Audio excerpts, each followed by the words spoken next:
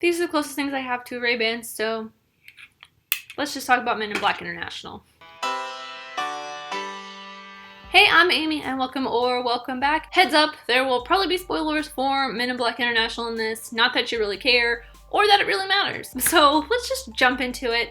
This movie, a lot of people knew from the trailers that it probably wasn't gonna be that great. And honestly, it's okay. There are some things that I enjoyed myself with, and some things that I didn't really enjoy myself with. Let's do the things I did not really enjoy myself with first, because there's a long list of them, and I honestly want to rip that band-aid off before I get to the things I actually did like, because there were things that I really liked, because it's something that I think we need more of. And if you know me at all, and you know my channel, you probably know what I'm talking about. So let's just get to some of the things that I wasn't too fond of. I absolutely loved the first one, and I think because of that love, going into this one, I just probably was like, I don't think this is gonna be that great. They're gonna probably try too hard to be like the original. And that's kind of what happened. There were a lot of parts where I feel like they were just trying to rip off of what made the first one so great. Not necessarily things like Vincent D'Onofrio's amazing character, but there were things like they brought back the pug. What did I write down? The newbie sets something off throughout the office that kind of just goes crazy, which they don't linger on that too much, but they kind of hint at it a little bit. They do hint at the final battle that is in the first Men in Black movie with a poster that is in Liam Neeson, not a poster, a portrait. That makes more sense. A portrait that is in Liam Neeson's character's office. They of course have a shopkeeper that guards or is connected to some kind of alien beings, and the yeah, I feel like there was a lot of stuff that just really did not necessarily need to be there, because they were just harping on hoping that the nostalgia of the first one would make you love this one, which it didn't. And like with the original Men in Black, a lot of the vehicles do transform into spaceships. Not necessarily spaceships, but like they transform into a different type of vehicle. And there was one scene, which this is where it kind of gets a little spoilery, but I think it's in the trailer, so it doesn't really matter. Tessa Thompson gets into a subway car or subway train that is in the subway station of the Men in Black building. I say subway loosely because it's kind of just like it looks like a subway, but she gets into it and it looks like a normal subway or normal train car. Kids. Anyways, she gets into this normal subway / train looking car, and then it transforms while she's in there, and everyone looks surprised. And I feel like they just did that transformation for the sake of it. They couldn't have just had that already be a thing. That didn't make sense to me. I thought it was just kind of a little bit overkill. It's a little nitpicky, but also at the same time, it was just a little bit of extra overkill. I also feel like they really wasted Chris Hemsworth. He was not as funny as they probably thought or wanted him to be. They just made him this annoying, stuck-up, good-looking douchebag, and it was not fun at all. I know it's kind of what he was supposed to be, but they tried to play it off as it's funny. He's supposed to be funny, and we're poking fun at these big-headed guys, and it was just kind of sad. It was just dumb, and I wasn't a super big fan of that, because Chris Hemsworth is hilarious, and he does such a great job at being funny in Thor, Ragnarok, and in Avengers. All of his talents were just wasted in this film, as well as in the female Ghostbusters, but that's a totally different movie, totally different video. I'm not even gonna go there right now. This is also a super predictable movie. I kind of called what was going to happen at the end. They set up the fact that you're going to think that the annoying MIB agent is the bad guy, but then in reality, it's somebody totally different. But because it's set up to very much make you think it's this one guy, you do start to be like, okay, it could be this guy. But wait, no, that's a little too obvious. It could be this guy. But then you're like, no, that's just dumb.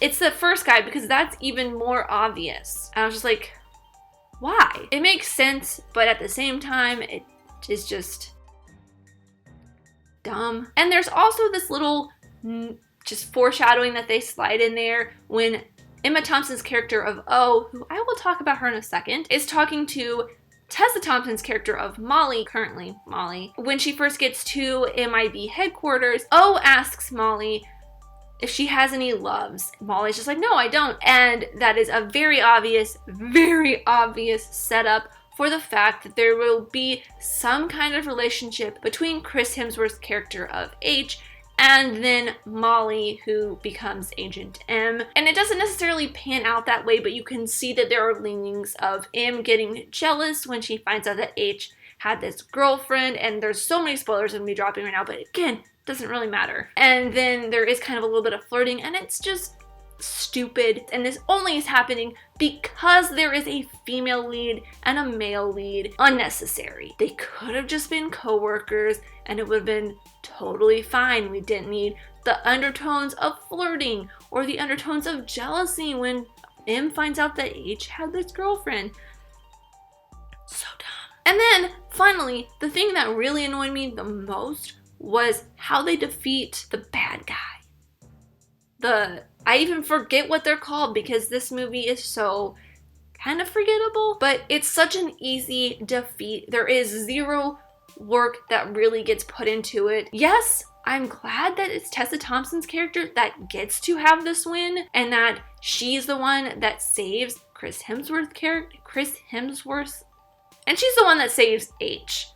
I can't say Hemsworth right now for some reason. Again, that defeat, it doesn't do itself any justice because it's so simple and easy. In every single other Men in Black movie, they have to work to defeat the bad guy. In this, she just points a laser gun and shoots. And yes, it's the most powerful weapon in the world, but is it though? I mean, yes, it is. It kills this alien, but at the same time, it's just too simple of a defeat and it was annoying. It annoyed me so much. And also the flashbacks, we just get like random flashbacks, like we would forget something that happened 30 minutes ago in the movie. It's only an hour and a half long. I mean, this movie is forgettable, I guess. The filmmakers think that we are going to forget this big thing that happened a couple minutes ago or like halfway through the movie ago. It's dumb. Yeah. Yep. Oh, and it's an hour and a half long and it takes forever to get to where it's going. So that is everything that I was annoyed about or disliked about this. So let's get to the two things about this film that I actually really enjoyed. And the first thing that I enjoyed about this is rather a little thing. One, because he's a rather small character, and two, because it's a rather small reason as to why I liked this film. It's Kumail Nanjiani. He is hilarious. He pretty much steals every scene that he is in. I don't think I've ever not liked something that Kumail Nanjiani has been in, except for this. But I did like him in this. So I think that makes up for it. Second thing is Tessa freaking Thompson. And Emma Thompson as well. I will kind of group them together because they are just the best of the best. They're the female agents because we rarely get female agents in the Men in Black series. It is... Have we? Have we really though? We barely get Emma Thompson, but she is still amazing and Emma Thompson-y. She's still, even though she's only on screen for maybe a solid 10 to 15 minutes of the film, she is still a great and powerful character. It's just, she's a badass character. But Emma Thompson is probably the one that I want to speak the most about because, of course, she is kind of the main character and this is her story. The story does revolve around her, and I feel like she has been one of the best female characters we've had in a film like this in a long time. And when I say a film like this, I mean an action-y, sci-fi, thriller type movie that's fun, but also has like some plot. Not that this really had a plot. She was the shining beacon of hope and happiness that I had for this going into it, and she was what kept me in my seat. Her and Kumail kept me in my seat throughout the entire runtime of this. Her character, she is smart, she is strong, she knows what she wants, and she goes and gets it. Great. so great. And she's funny and she's sassy and she's everything that a female character should be. And like I talked about earlier, there are some issues that I have that the screenwriters and the director and just all of the filmmakers in general put on her character, the relationship between her and Chris Hemsworth. It just felt like it was unnecessary, it wasn't needed. She could have been just as strong of a character without having the relationship issues that she has in this. They can just be friends. Men and women can just be friends in movies and in real life. Who knew? Apparently not a lot of filmmakers. Tessa Thompson is such a strong female, and I love the fact that she has never, in any of her roles that I've seen her in, sacrificed that for anything. She's always been a very strong character. The characters that she chooses to play are always very confident in themselves. They know what they're doing. They're smart. They're capable. And they're very strong. They're very well written. Not necessarily this one is very well written. I mean, I guess if you really look and break down her character, she could be considered well written. She definitely has a very strong purpose and drive, and she is very smart. So yes, I think that's everything. My rewatch score? Sadly, well, not necessarily sadly, because I don't know how much I would actually rewatch this. I don't want to give it an avoid because I did not dislike it that much, but I think I would give this a TV because even though I'm not like a huge fan of the second Men in Black, and I've only seen the third one once, I'm a massive Men in Black, the first Men in Black fan, and I will watch that whenever it's on TV, but I also own that. After Men in Black becomes Men in Black 2, usually on the TV, so I'll like leave them running, and Men in Black 2 just plays in the background while I actually sit and watch the first Men in Black movie. This one, if it just happens to come on, I'll leave it on. I probably won't pay attention to it, but it's gonna be on TV. So TV is my rewatch score for this. I think that's the first. No, it's not the first one of the year. Anyways, let me know what you thought of Men in Black in the comments down below. You know what? I don't even have a no context question for this. I don't know. Tell me your favorite sci-fi movie or your favorite Men in Black movie. Everyone's gonna say 1 probably, or 3. I remember 3 being okay. But anyways, thank you guys so much for watching. I really truly do appreciate you, whoever you are. Let me know who you are in the comments down below, and let's be friends. If you enjoyed this, leave a like and subscribe if you're new, because I love talking things, movies, TV shows, filmmaking, mystery, all that fun stuff, and I'll see you next time. Bye!